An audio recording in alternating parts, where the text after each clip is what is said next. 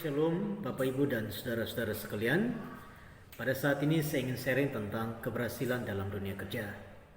Tentu kita semua ingin bisa berhasil dalam dunia kerja. Tetapi yang perlu kita ketahui bahwa keberhasilan itu bukanlah hal yang sangat mudah.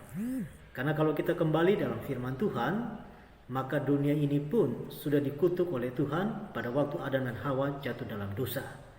Tuhan katakan kepada Adam, dengan berpeluh, dengan bersusah payah, engkau akan mendapatkan hasil daripada tanah itu. Yang dikeluarkan daripada tanah itu adalah semak duri. Maka ini menunjukkan bahwa pekerjaan itu adalah satu pekerjaan yang semakin lama semakin sulit, terlebih pada saat manusia jatuh di dalam dosa. Maka saya pikir ini pun juga yang terjadi dalam hidup kita, bahwa pekerjaan itu bukanlah satu pekerjaan yang sangat mudah. Bisa jadi kita ingin untuk punya satu keberhasilan yang sangat maksimal, tapi dalam realitanya berbeda dengan ekspektasi kita. Kenapa? Karena pekerjaan ini bukan lagi satu pekerjaan yang mudah untuk dikerjakan, tetapi pekerjaan ini butuh kita usaha keras, pemikiran keras dan sebagainya, dan terkadang kita tidak bisa mendapatkan satu titik keberhasilan yang seperti kita mau. Nah, itu yang pertama. Yang kedua juga kita lihat Bapak Ibu, kenapa kita sulit berhasil dalam dunia kerja? Karena kita juga bekerja dengan orang-orang berdosa. Orang-orang yang memang punya keinginan sendiri, orang-orang yang lebih menekankan ego dia, orang-orang yang terkadang tidak mau orang lain berhasil, orang-orang yang ingin menjatuhkan orang lain dan sebagainya. Kita selalu bersinggungan dengan orang-orang seperti ini. Kita selalu bekerja sama mungkin dalam tim dengan orang-orang seperti ini, sehingga terkadang kita sulit mendapatkan satu hasil yang baik karena kita juga berrelasi dengan orang-orang yang sudah jatuh di dalam dosa. Tetapi Bapak Ibu dan saudara-saudara sekalian, apakah kita bisa berhasil?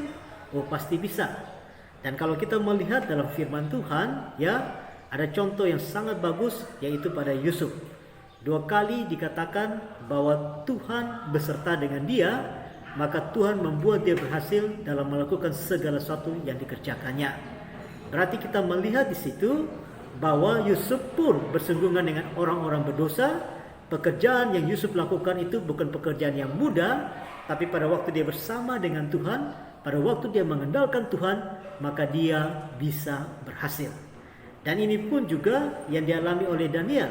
Karena Daniel dikatakan bahwa Tuhan mengangkat dia itu dari 3 pejabat tinggi yang ada, salah satunya adalah Daniel, dan Daniel melebihi daripada pejabat-pejabat tinggi yang ada.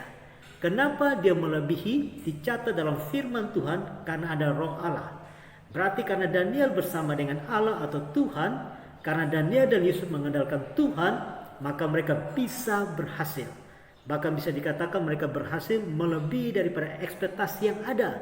Yusuf pada waktu jadi pemimpin, Mesir 7 tahun kelaparan yang sangat hebat, tidak satu orang pun mati kelaparan, tetapi semua bisa dipelihara. Bahkan bukan hanya Mesir, tetapi orang Israel, keluarga Yusuf pun datang membeli bahan makanan di Mesir. Bisa berhasil melebihi daripada semua itu, karena mereka bersama dengan Tuhan. Maka bagi saya, Bapak Ibu, itu adalah hal yang sangat wajar sekali. Karena pada waktu kita bersama dengan Tuhan, bukan kita yang bekerja, tapi Tuhan yang bekerja, maka hasilnya itu jauh lebih hebat karena Tuhan yang bekerja. Pada waktu Tuhan bekerja, hasilnya bisa ajaib, bisa melebihi daripada pemikiran kita, bisa melebihi daripada ekspektasi kita karena Tuhan yang bekerja. Maka pada waktu kita bersama dengan Tuhan, hasilnya jauh lebih ajaib. Pada waktu kita bekerja sendiri, kita bisa berhasil, bisa, tapi semua itu hanya sesuai dengan kemampuan kita, hanya sesuai dengan apa yang kita lakukan. Tapi pada waktu kita bersama dengan Tuhan, hasilnya jauh lebih besar atau ajaib karena Tuhan yang bekerja. Maka marilah kita andalkan Tuhan, kita terus bersama dengan Tuhan agar kita bisa menikmati dan juga melihat hasil-hasil yang ajaib yang Tuhan berikan kepada kita. Terima kasih Bapak Ibu, dan Tuhan memberkati kita semua. Amin. Shalom.